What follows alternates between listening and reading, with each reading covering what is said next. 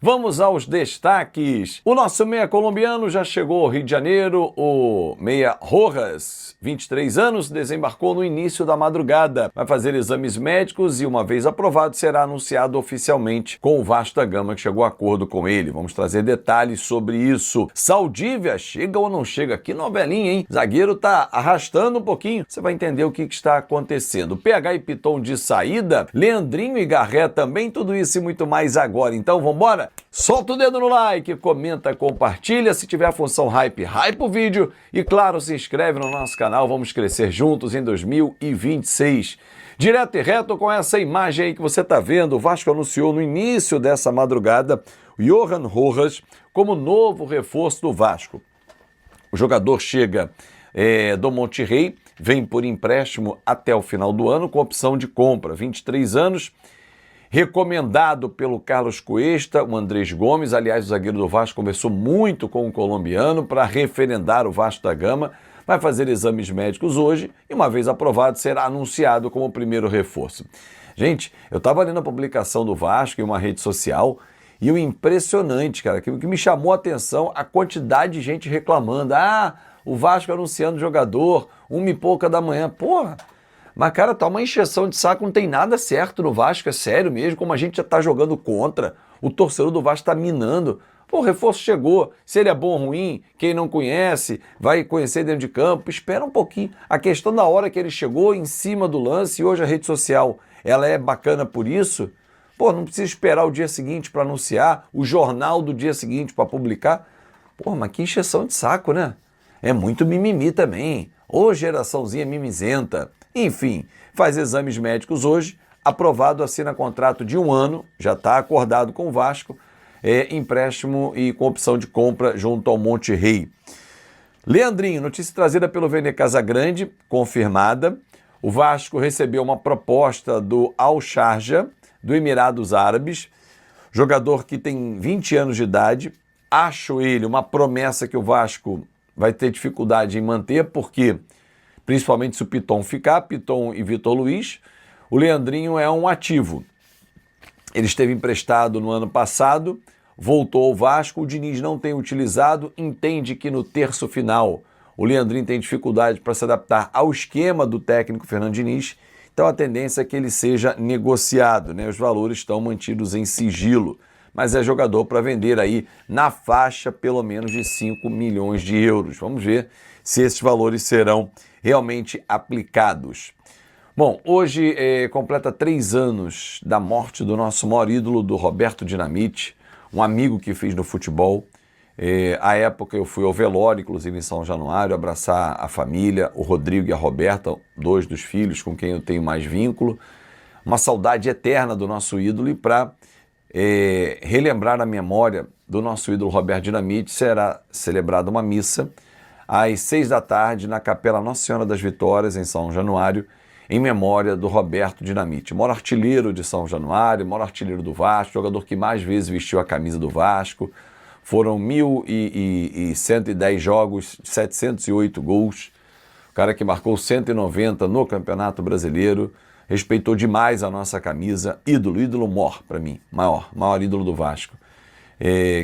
Que a família seja abraçada, amigos sintam-se abraçados, e você que não terá oportunidade de ir, faça a sua oração, enfim, dentro da sua religião, em memória do nosso ídolo Carlos Roberto de Oliveira.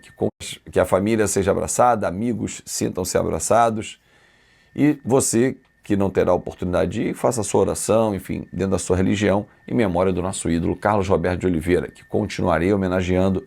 Todo minuto 10 da nossa transmissão é dedicado a Roberto Dinamite. Bom, mercado da bola continua agitado, torcedor.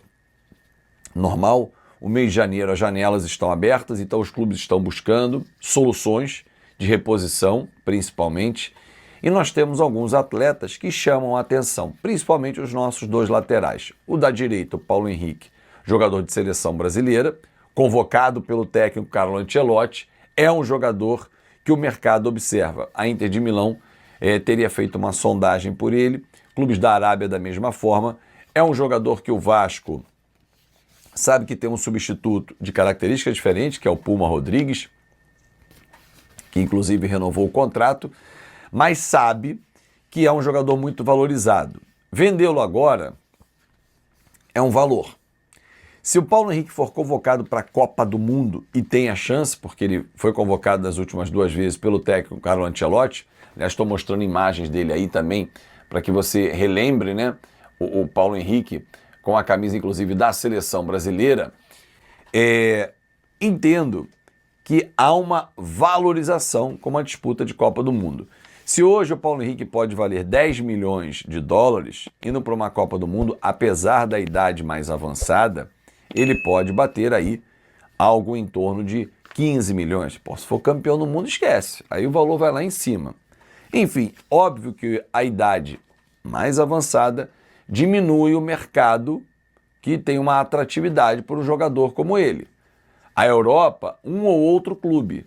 Não são todos, exatamente pela idade. Pô, mas se a Inter de Milão veio, por que não? Do lado esquerdo, Lucas Piton. Tem um detalhe que facilita uma negociação. Ele é cidadão italiano. Então ele já entra como comunitário. O Paulo Henrique não. O Paulo Henrique entra como estrangeiro, ocupando a vaga do estrangeiro. Então assim, o Piton é um jogador de mercado, mais novo, porém, por não ter ido de seleção brasileira, o valor acaba sendo equivalente ao do Paulo Henrique. Se tivesse ido à seleção brasileira, por ser mais jovem, claro que seria 50% mais. O Vasco vai se desfazer dos 2 laterais, acho muito difícil. Até porque na esquerda não tem um substituto imediato à altura. O Puma pode substituir o Paulo Henrique. Tem variações e tal, mas pode substituir. Já do lado esquerdo, o Vitor Luiz ainda deixa o torcedor um pouco preocupado, ainda mais se vender o Leandrinho para o Al-Sharjah. Mas são 2 jogadores no mercado, sim. Garré, o Huracan fez uma sondagem ao Vasco para ter por empréstimo o jogador que não vem sendo utilizado pelo técnico Fernando Diniz. De novo, repito a informação que trouxe ontem, o treinador vai utilizar o campeonato estadual como laboratório. O laboratório vai ficar fazendo teste, não, observar mesmo. Como é que vai ser o esforço nessa volta ao Vasco? O próprio Garré, o Estrela, são jogadores que serão monitorados de perto e em campo pelo Vasco da Gama com o técnico Fernando Diniz. Saldívia. Colo-Colo está colocando algumas barreiras, mas nada que não sejam destruídas hoje pelo executivo Admar Lopes. A última é a questão de valores. O Vasco vai adquirir, também uma informação trazida pelo Vene Casagrande, mas segundo eu soube com um ajustezinho, ele disse que o Vasco está comprando 50%, na verdade o empréstimo ao final dele obriga o Vasco, né, a adquirir, o Vasco fica com 50%, mas tem também uma outra questão envolvendo o percentual seguinte, que seria de 20%. O Colo-Colo está tentando ajustar esses valores, então seria $1,5 milhão para ter imediatamente 50%, né, ao fim do contrato, do empréstimo, e depois adquirir mais 20%. Eu vi vídeos do Alan Saldívia. Não são vídeos que empolguem, mas o do Andrés Gomes também não empolgava. O próprio Diniz falou isso numa coletiva. Quem referendou e ratificou a contratação foi o John Arias. Mas em relação ao Saldívia, o que eu vi dos vídeos é um zagueiro no combate comum, nada de extraordinário, porém, o Diniz gosta muito desse tipo de característica. É um jogador, um zagueiro construtor, um zagueiro que sai para o jogo, que inicia a jogada, que quebra linhas, com um passe vertical, com uma inversão de bola.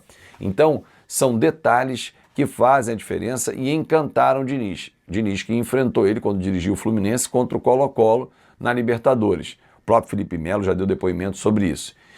Negociação prossegue, deve ter um desfecho hoje e aí ele embarca para o Brasil, chegando sexta ou sábado ao Rio de Janeiro, como já está aqui o Rojas.